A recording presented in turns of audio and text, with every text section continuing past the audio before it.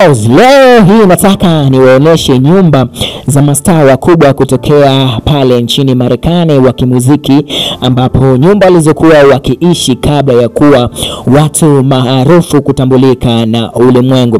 By the way, mafanikio ya watu mashuhuri duniani utofautiana unapoona nyumba walizoanzia kuishi tangu utotoni na ulimwengu wanaoishi kwa sasa wa mijengo hali kabisa bei. Kabla ya kuonekana kwenye mazulia makubwa red carpet katika shughuli kubwa duniani, mastaa wengi walikulia katika nyumba zenye vyumba few na vyumba vya pamoja, jiko umomo, sehemu zilizo mbali katika miji tofauti tofauti. Kutokana na wengi kutokea kwenye maisha ya kawaida, hatua zao za kimaisha kama vile kuishi kwenye majumba ya kifahari zenye maeneo makubwa, kumbi za ndani, studio, makasino na vitu vingine.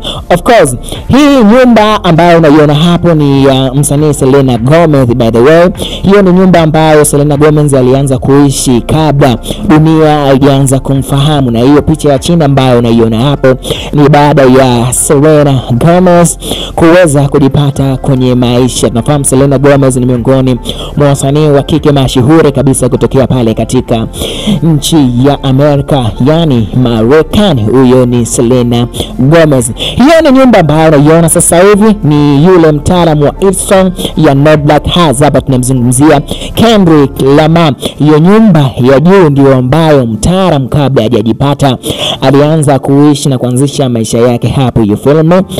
Na ile jengo la chini ambalo unaliona hapo ni baada ya mtaalamu huyo wa Hillsong ya Not Black House Kendrick Lamar, baada ya kujipata basi makazi yake yapo katika jumba hilo huko nchini Marekani katika jiji la kifahari kabisa la watu maarufu pale California. Huyo ni Kendrick Lamar. By the way, hapo unapoona nyumba ya juu ndipo alipokuwa akiishi star wa muziki wa rap wa kike kutokea pale nchini Marekani ambaye tunamfahamu kwa jina la Nicki Minaj.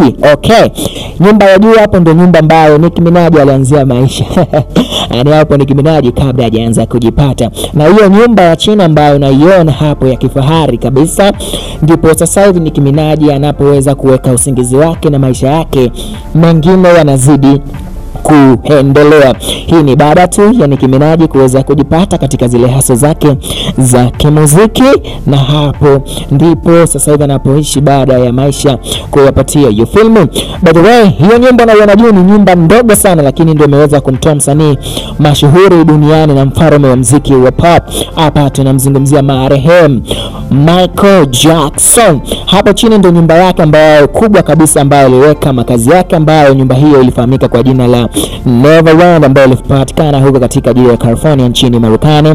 Na hapo ndipo Michael Jackson makazi yake yalipokuwa baada ya kujipata, na hapo juu ndipo mchizi wetu King of the Pop Michael Jackson alipoanzia harakati zake za kimaisha na familia yake kabla ya kuwa msanii mkubwa kabisa hapa duniani. By the way, nyumba ambayo unaiona juu ni nyumba ya msanii ambaye ni mashuhuri kabisa, tunamzungumzia Beyonce. Beyonce, nyumba ya juu anaonekana kwamba alikuwa wakishua sana, kwa sababu nyumba bado inajitosheleza, haimuoneshi kwamba katokea kwenye maisha ya chini, lakini ndipo hapo yeye Beyonce alipoanzia maisha yake. Na hapa chini nyumba unaiona hapa ni baada ya Beyonce kuachieve katika career yake ya kimuziki, zile hustling zote ambazo amepitia, ndio finally sasa hivi usingizi wake Beyonce ndio anauweka hapo forever young. Okay, lakini pia nyumba ambayo unaiona juu hapo ni nyumba ya star wa mpira mkubwa kutokea hapa duniani ambao wengi tunamuita kama La Pulga. Of course wengi wakimuita GOAT, wengine wakimuita Kiroboto, majina mengi. Hapo ndipo nyumba ambayo Lionel Messi maisha yake ya utotoni na ukuaji wake yote alifanyika hapo. Na hiyo nyumba ambayo unaiona chini ni nyumba ambayo sasa hivi Lionel Messi ndipo usingizi wake pia anapohupatia hapo tayari baada ya kujipata. Waswahili wanasema kwamba usimkatie mtu tamaa, Doto Magala anakuambia mtu si nyao.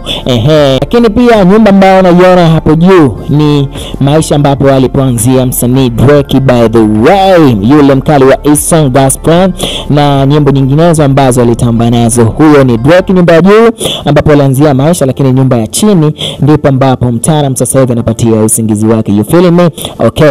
Nyumba ambayo unaiona hapo juu ni mtaalamu wa Eastern ya Baby, Ghost na nyimbo nyinginezo ambapo hapa tunamzungumzia Justin Bieber. Juu hapo ni nyumba ambayo Justin Bieber alianzia maisha yake na familia yake wakati huo bado anajitafuta. Finally hapo chini ni jumba lake ambalo la kifahari ambapo Justin Bieber for this time anaweza kupatia usingizi wake. Hapo just imagine nyumba Justin Bieber ambapo alipoanzia maisha, na hii ya chini ambayo sasa tayari ameshajipata. Usimkatie mtu tamaa.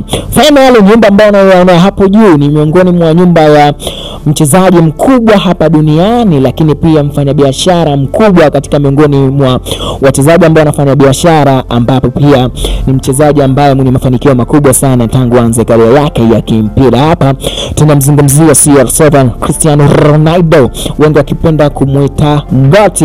Hiyo ni nyumba ambayo kinaonyesha Cristiano Ronaldo huko Portugal wakati bado hajulikani katika ukanda huu wa soka ambao sasa hivi tunamtambua baada tu ya kupata mafanikio.